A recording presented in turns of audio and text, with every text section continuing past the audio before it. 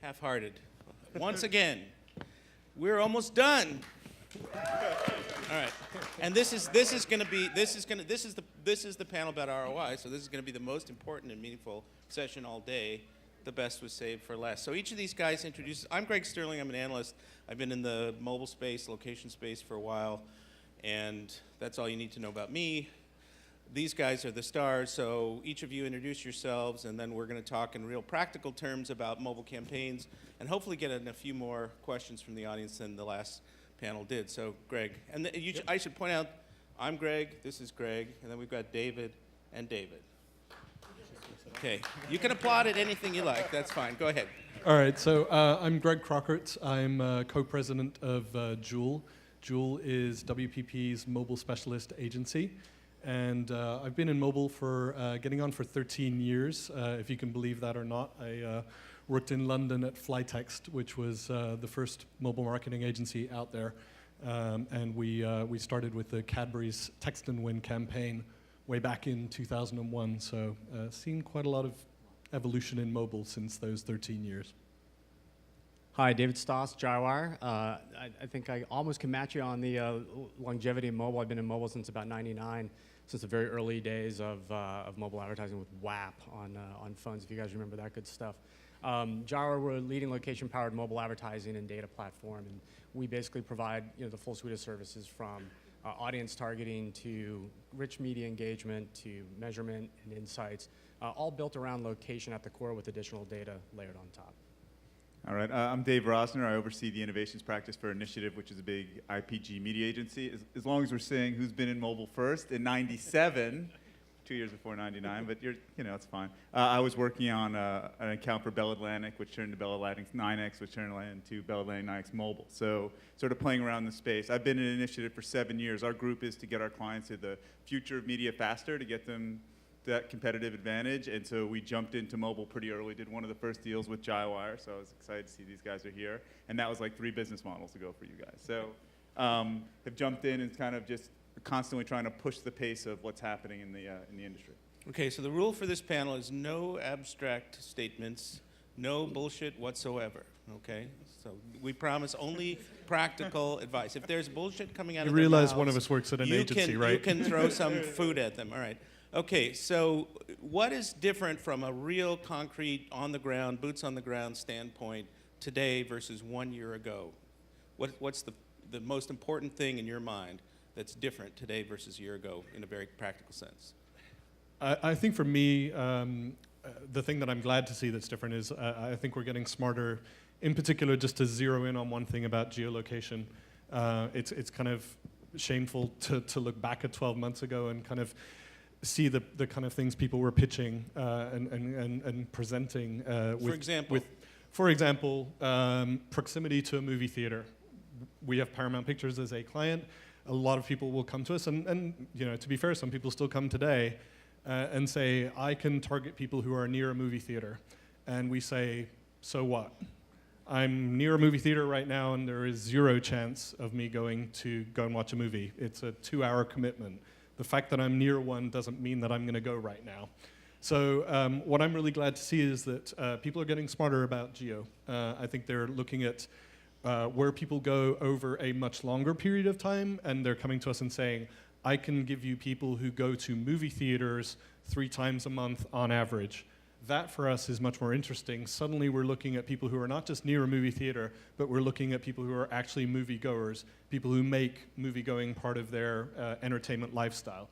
So I think the same could be applied to lots of other brands as well in geo, and that's one thing in particular that I think has really evolved over the last 12 months. I think there's a lot of other evolutions in data as well, in how we're getting smarter. I think cross-device targeting a year ago, a lot of people weren't even considering whether you could cross-target somebody from one device to another, get them on their smartphone, see them again on their tablet, see them again on the desktop. And I think that's another area where we're actually doing some real-world test cases with clients, and we're actually seeing, did the ads that we run on mobile lead to a conversion on desktop? So I think those are maybe the 2 things I'd highlight.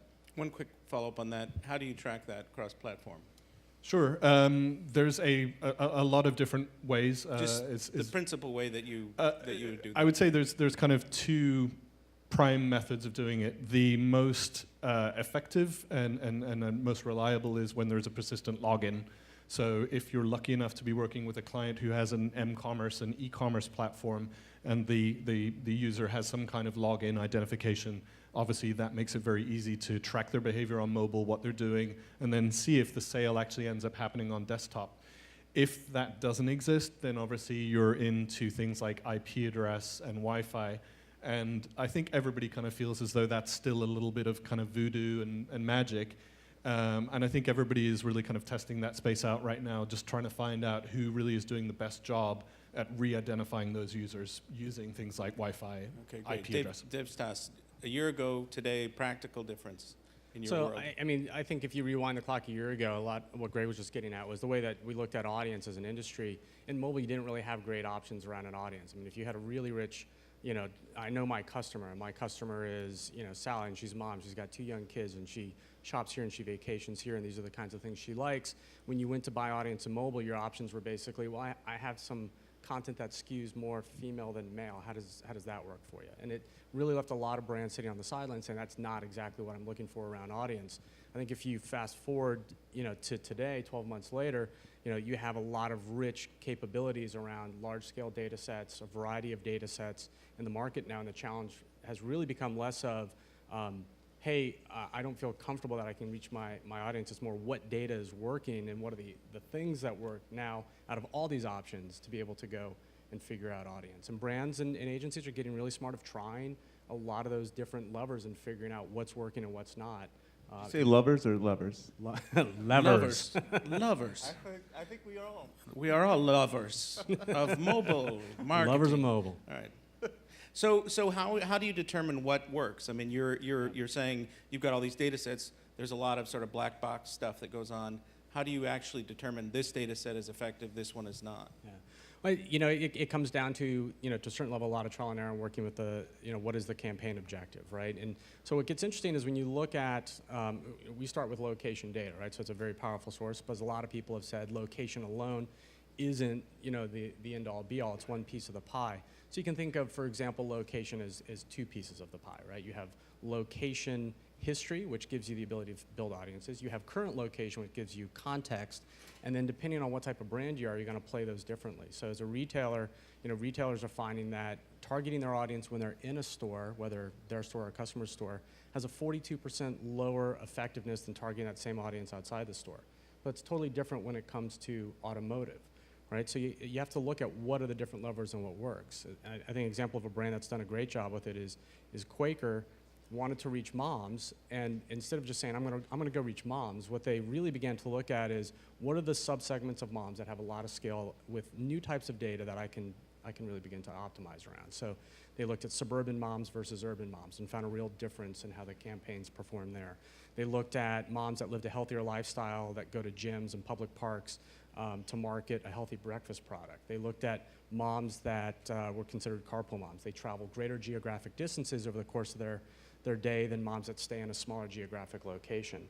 And those are all new types of things and data and levers that we haven't had to be able to play with before to figure out how do you find what works. So that was one of your campaigns, I take it, the Quaker campaign? Yes. Okay, so play that out a little bit for us. Give us a snapshot of one of those subsegments that they went after and what happened. What did that look like?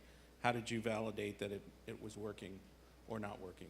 Well, what you start with is, first of all, it's figuring out, like, let's take the carpool moms, for example, right? What you're looking at is a variety of data of doing very fast kind of optimizations around what is where you're seeing the performance around an audience. And you can't look at the standard traditional things that you might have looked at before, because in the case of a carpool mom, you're dealing with a new piece of data, which is where do you see them across the course of a day?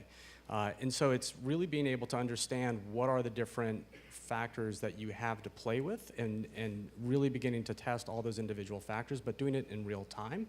And you have to find a segment that has enough scale behind it. You can find, hey, that's a really cool segment, it performs really well, but if it's a small niche, optimizing to that isn't going to change the performance of your campaign. Okay, so you have to find these segments that have really significant scale where you can, over the course of a campaign, really change performance. And in those kinds of cases, being able to optimize to those segments, they drove a 23% lift in engagement. And what was the metric of engagement? Tell us a little bit more about that. Well, there's a variety of different metrics. I mean, one is, in the case of that campaign, primarily looking at rich media engagement. How many people were basically engaging with the ad unit, clicking in, if you will, and doing more. But what was nice is there was a lot of additional learnings that came out of that around those segments. And they looked at different mom segments and how through that rich media solution, they were actually engaging with social media. So you had the option to work with, to basically extend the campaign out to Pinterest, Facebook, Twitter, and a couple others. And they could find, based on different products, very different engagements of, on one product, 10% of moms went to Pinterest. On another product, 5% of moms went to Facebook. And so it's not only just the who's clicking, but what are those follow-on actions that for a CPG brand are really important for them about getting consideration into the shopping cart. Okay, Dave, what practical differences today versus a year ago? You will hate this answer, but I'm going to give it to you. I think the difference between a year ago and today is that everybody's doing mobile. It's not, is it on the plan? Yes, it's on the plan. Everyone's devices, and I think the amount of time is mobile coming has changed. So I work across the portfolio of clients at Initiative. So we've got Hyundai, Kia, we've got Hasbro, we've got USAA, we've got Arby's. It goes on. And it's no longer a question of, oh, is that mobile? Is that a separate line item? So what we're seeing very specifically is everybody's in. It's the what happens there that we're sort of struggling with. I think the idea of multiple devices and digital fingerprinting is the current promise that we haven't cracked the code. So I think your specific question is one I was interested in hearing the answer to. That's a great promise. So for us, it's just mobile's here, it's in every plan. The amount it's on the plan differs, but we're going into meetings now with our big media partners like an ESPN, and when we think about what we're doing from an upfront standpoint, it's no longer, it used to be when we had mobile a few years ago, and that's more than a year ago, sorry. It used to be, let's throw in mobile and do everything else. And now we're actually fighting for and negotiating against specific mobile properties. So that's the difference between a year ago. Is mobile in this context sort of treated as its own silo, or are they very much integrating with other parts of the campaign? No, that's a great question. The reason why mobile's in every campaign for us, being across every media type for our clients, is you bring in another screen, you make the entire reach curve more efficient. So you take your last dollar from the previous platform, you put it into mobile, and all of a sudden the whole plan works better together. So we see it as a complement to the program that gets us more bang for our buck, and that's just true. It's true of almost every screen you add in a campaign as you start to plateau in the reach curves. So it's in our planning. So give us an example of a campaign, a mobile campaign that was more broadly integrated into an overall plan buy that you feel was either that you're most proud of or that you feel was the most effective.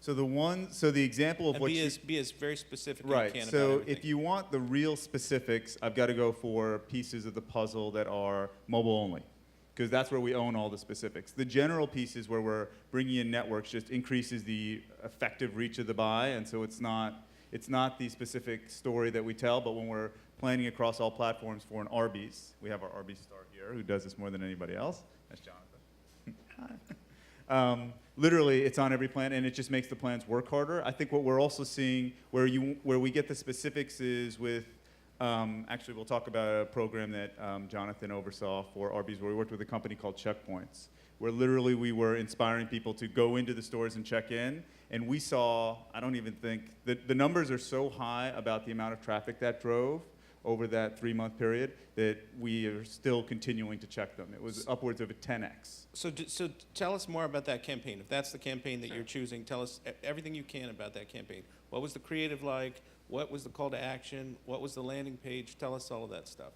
Okay, I thought you might ask that. How clever of you to anticipate the question. So what we did for Checkpoints was, so for those, I don't know if everybody knows what Checkpoints is. What it is a platform that allows you to inspire consumers to win points to take certain actions, including checking in a physical location. So go to an Arby's, if you check in, you're going to get points towards an Amazon gift card or whatever. So it's an incentivization It's a loyalty program. Yeah, it's like it incentivizes people. So as part of a broader program for them, We created a program where there was a little flip game where you tried to toss an onion ring onto a stick. So that was the game, and we promoted it across their network. Very simple, but we reached out to their audience on their platform rather than creating our own, and then we just watched as more and more people were literally checking in, because that was a data point that we could actually close the loop on. There was a coupon component, so what we find is even more powerful specifically is not just being in mobile, but giving someone not the platform's reward program, but delivering a brand reward program so you can actually see the other side of the data. Now, that's great. For those of you who are working in mobile couponing, you know that is one of the most complicated, unresolved areas that we have, and it gets even more complicated because even at the client side, we're not sure whose budget that fits into, because if you have a franchisee model and it's a national program, it gets complicated. But what we saw there was a huge uplift in traffic based on actual people going into stores and checking in. And like I said, So it was like a they 10X. physically would They would hit a play the button game. on the We app, would inspire check them in. we'd inspire them with the game to get Yeah. them aware of it and have some fun with it, and that would get them into the store to play and get their rewards. And the reward was an Arby's coupon, which they could redeem. And what would give us some percentages on the 10x foot traffic is what of- it looks of- like Of what? versus the norm of that period. Okay. So we think that, and I think this gets to one of the challenges, the numbers are a little funny because there are a lot of things in market, but directionally we know that's positive. So when I see a number that's too big or too small, we sort of throw it away and we say, aha, all right, so the specific number is too big or too small generally. So was that the coupon that was the responsible for the lift, or what? I think it was the program. It was finding an incentivization program that actually got people to go into the store, like all the way down to the store, and then giving them a reason to convert. Okay. All right, same question, Greg. Campaign that you feel was most effective or that you're most proud of? And be specific as you can. So, well, can I add one thing before getting to that? I Sure. think the one thing I think, if we're talking about ROI, for me, and this will kind of lead me into answering your question, is I think there's really three categories for us, which is mobile to mobile. So the user starts on the mobile device and ends their transaction on the mobile device. There's mobile that starts on mobile but ends on PC. So the transaction actually ends on the PC. And then there's mobile to real world. So I think for me, we've got a range of clients and a range of campaigns. I can't say that there's any one that is Just better. Pick one. So maybe give an example of each of them. So mobile to mobile, a good case is really hotel brands who may advertise on somewhere like Google Maps, and the transaction ends on the Brand names. When I want brand names, I client names. can't mention a brand name today, but if we're talking about mobile to desktop, we have we do a lot of work with Dell. I think that's public knowledge that Joule does a lot of work with Dell. So when you said mobile to mobile, you're talking about display ad to reservation. Yeah, exactly. And were you able to track people who didn't do an online reservation but went into a location and actually did a physical reservation at the desk or called? That's, I think, the third category that I'm really kind of interested in. And the example that was given about check-ins a moment ago, I think the reason I mentioned those three is that the physical real world, is the one that I'm really kind of most excited about for 2014. And I know we're sort of avoiding bullshit in general and we're avoiding buzz terms, but I think iBeacons is the thing that I'm really kind of interested in at the moment, in terms of how that's going to be able to track. For people who don't know what iBeacons are, of Sure, course everybody yeah. does, but Yeah, for me, I'm because I assuming don't know people what do, they are, yeah. why don't you explain that? So it was a feature that was more or less glossed over at the WWDC when it was announced by Apple. It was kind of literally one word on a slide and nobody really knew what it was. And then iOS 7 has come out, and what's really kind of started to become clear is that what iBeacons is it's Bluetooth low energy, so a very low energy form of Bluetooth. And you could conceivably, in a store, have many of these Bluetooth devices scattered around the store, and your iOS device, and conceivably other devices as well, can sense them and know how close or how far away you are. So think of it as kind of a in-store GPS. What I think is really interesting is the example of people checking in when they go into a store. That's great, but I think it's reliant on the consumer pulling out their device and checking in, which is great. And if you can show the ROI, that's fantastic, great campaign. But what I think that this kind of opens the door to is people being passively sensed as they walk into the store. And then you're really kind of missing, or you're actually capturing those consumers for whom check-ins are just not really part of their behavior. They're not going to do it ever. Which is the majority. Which is, yeah, the majority, and I think certainly probably the older end of the demographic. So that's the development that I'm kind of really interested to see some trials happening in the next 12 months. Okay, so David, your turn. Best campaign, most effective campaign, sexiest campaign, most outrageous campaign, Well, there's offensive campaign. most offensive campaign. That'd be a fun one. So I think there's two things that are pretty interesting. You were touching on a lot of the measurement, and when you're thinking about particularly kind of like in a drive to retail type of campaign, right? You want to be able to track that foot traffic into the store, but the challenge that you have with tracking foot traffic is you're dealing with a real world environment, right? And there's a lot of additional influences and factors that can shape what's happening in the real world. If you're smart, if you're targeting your specific customer, or whether it's an existing customer or a prospect, what you're going to be targeting are people that are likely coming into your stores anyway. So the real challenge, in metrics today is like, how do you measure that incremental increase of what specifically your mobile campaign drove? And so what was interesting is working with a U.S. women's fashion retailer that was doing a drive to retail campaign. They were targeting their customer. They wanted casual female shoppers that totally fit their demographic, that had shopped in their stores, that had recently shopped in a competitor's store. So really great audience targeting, but for them, they had a lot of additional media going on, right? They had promotions. They were running a mobile coupon as part of this, as one way to try to track. And there were a lot of different things that could change and impact whether people were coming to the store. And so what we were able to work with them on is, hey, let's take this down and break the analysis down into isolating your normal store visit likeliness, right? Let's break it down to understand seasonality. Let's isolate mobile from these other components that you have happening out in the marketplace. And by drilling down to looking at mobile, they found two very interesting things. One, your point on mobile coupons, very difficult to use that as a metric for because of the redemption issues? You have redemption issues, they're complex, you don't have mass consumer adoption of those. So it was a good learning cycle for them on that aspect of it.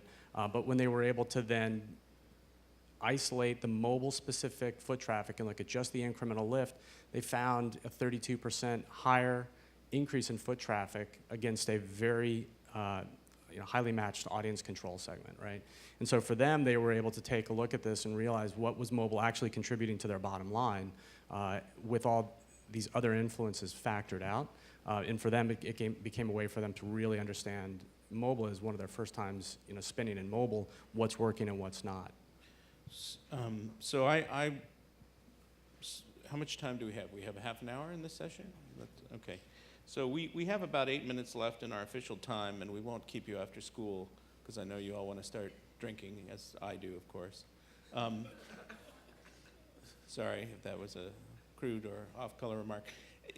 I'm gonna ask some more questions unless there's a question in the audience right now. No, but I mean, if people have questions based on what was said, or want to ask these guys specific questions about ROI, campaigns, whatever, measurement, do you want to say anything? This is a golden opportunity. Sleepy? Yeah. Wait till she gets over there. If she can, with her tired feet. If we're talking about, you didn't let me answer what I thought the sexiest campaign was. Okay, go ahead. We play in that space because we're in innovations. What we're seeing is there's so much change in the mobile environment. There are new companies that are open to thinking differently about advertising. So for USAA, which is a financial services company for active duty military and their families and veterans, very mission focused. This was not and fairly conservative as an organization, but very innovative in how they approach what they can do for their members. They were one of the first that had the picture taking. Yeah, they were the ones who invented the send us a picture of your check and we'll deposit it. They just didn't make a lot of noise about it because that's their culture. So they're amazing client. Okay. We found this company called Military Traveler, which we brought in through a curated venture series we do, that was creating something so when you move from Army base to Army base and you look up where to get a haircut or go to a bank, the information generally, historically, has been wrong. These guys were active duty military and built that app.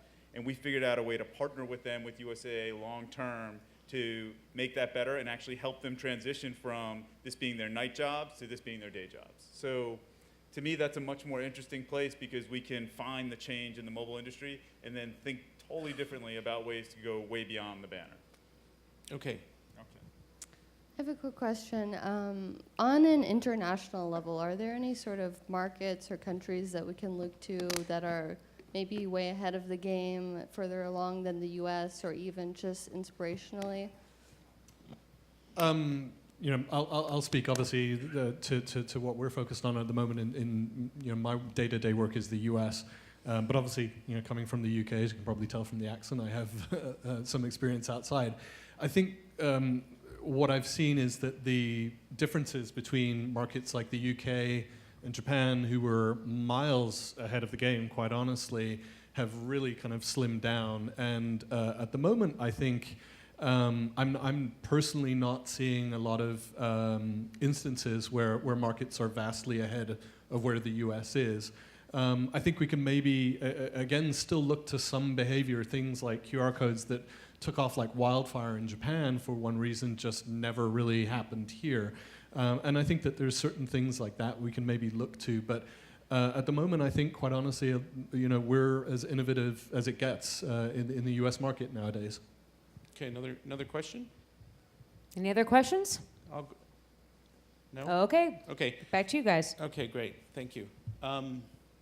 So ROI metrics in particular, right? There's a bunch of different things floating out there, clicks and impressions and calls and map lookups and engagement and so on and so forth. Let's say a year from now, what do you think we'll be looking at as the top 2 or 3 ROI metrics for mobile campaigns? Well, I hope in a year from now, we will be not looking at mobile campaigns as standalone and maybe starting to get rid of some of the terminology as we've seen digital into everything, so why are we saying digital still? So for us, it will always be what are the end metrics, and then how do we get better at the middle metrics? So the middle metrics will be the click-throughs and the time spent and the efficiency and all those pieces, but really it's did we make our clients' quarterly needs or annual needs, and did the mobile piece allow us to do that better, smarter, faster? And I think it's going to be, I fully agree with that, and I think you're going to see a lot more metrics built around purchase data as well being tied in to help when you think about fully closing the loop. Hey, it's not just about did I drive the foot traffic into the store, what did that turn into in terms of did they buy something when they got to the store? But I also don't want to overlook just kind of from the ROI thing. I think we're also going to see a huge wave over the next 12 months of things built really around insights. We're seeing CPG brands already do things like run a campaign, look at what are the leading grocery store chains that the people that engage with that campaign for a new product, what were their top grocery store chains? Very different than any other type of data they might be looking at, and they're actually using that to inform their out-of-home strategy or in-market promotions around those particular chains. So not only is it just metrics around how did mobile work, but what are the insights that allow me to make my other media perform better? So mobile is an analytics tool that informs other media buying. Exactly. And strategy. Yeah, I think much the same. I think the right answer is dollars. Nothing makes me happier than when we have a spreadsheet where I can actually show at the end of the day how much revenue was driven by mobile.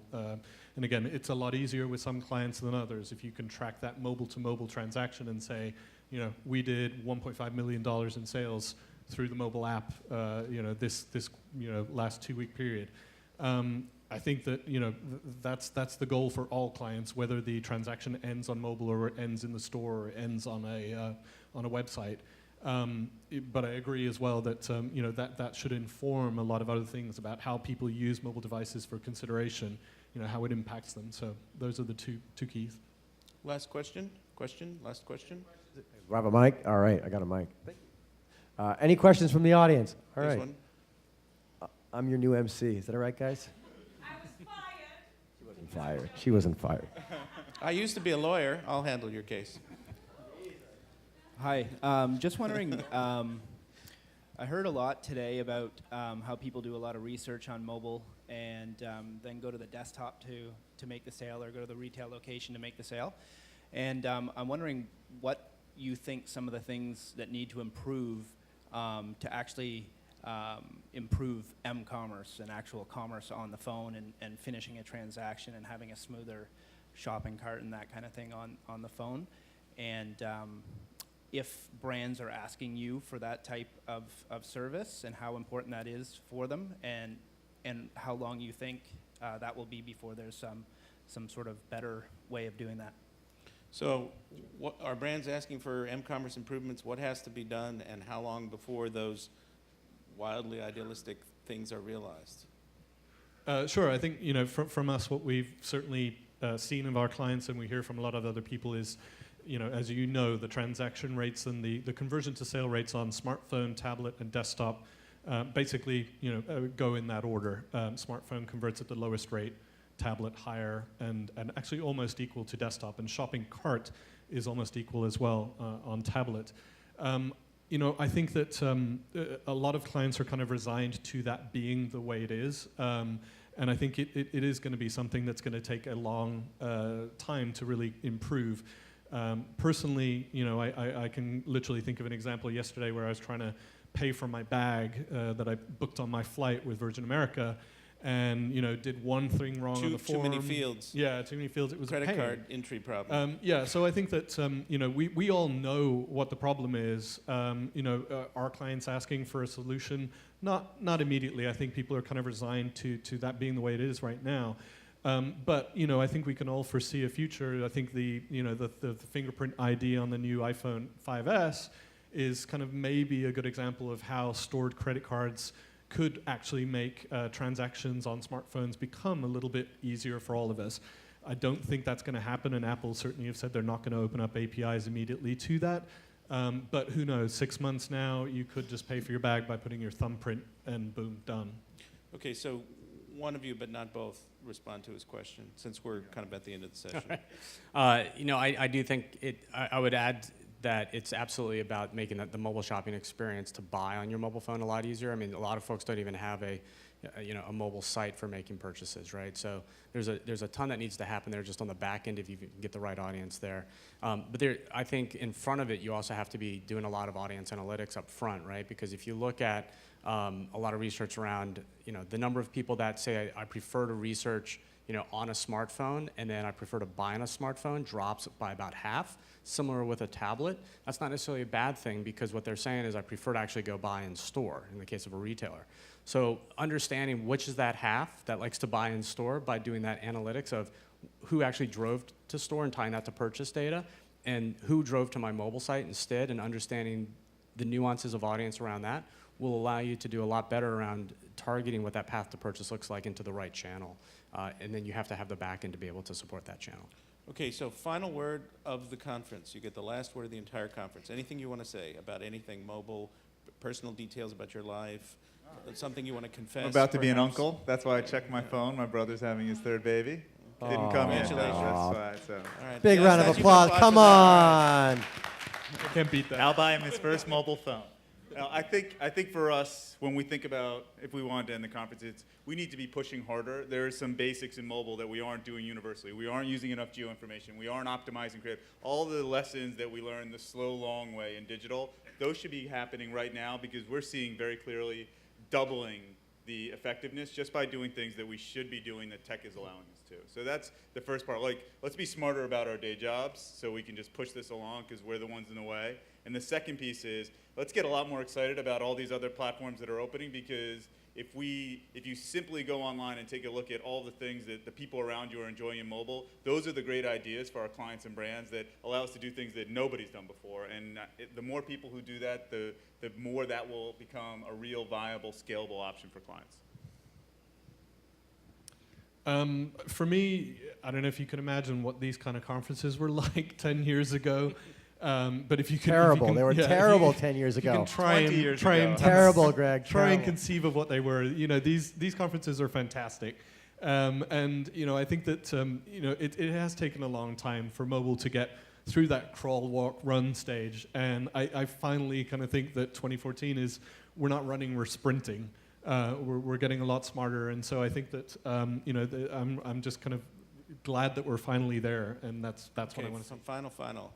So I would say it's a balance of keeping mobile separate and integrating it, right? You need to keep it separate in the sense of what makes mobile unique and the new things that you can learn through mobile that you can't through any other form of media. You got to recognize that and take advantage of those key attributes.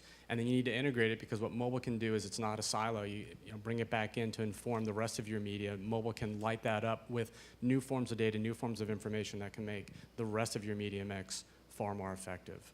Okay, please join me in congratulating the audience on the best panel of the show. Thank you, guys. Thank you guys very much. Appreciate it. All right, a little housekeeping.